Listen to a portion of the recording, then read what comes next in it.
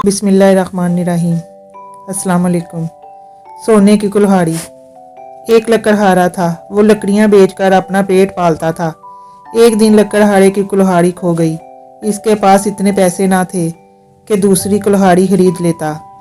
इसने सारे जंगल में कुल्हाड़ी ढूंढी लेकिन कहीं ना मिली।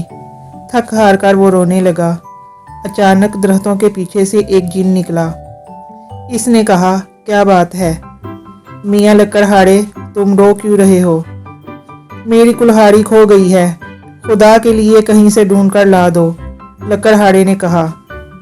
जिन एकदम गायब हो गया और थोड़ी देर बाद एक सोने की कुल्हाड़ी लेकर वापस आया। इसने लकड़हारे से कहा, लो मैं तुम्हारी कुल्हाड़ी ढूंढ लाया हूँ। ये मेरी कुल्हाड़ी नहीं है, वो तो लोहे की थी, लकड़हारा बोला। जिन फिर गायब हो गया और अब वो चांदी की कुल्हाड़ी लेकर आया। इसने कहा, लो ये तुम्हारी कुल्हाड़ी है। नहीं ये नहीं है, लकड़हारे ने कहा।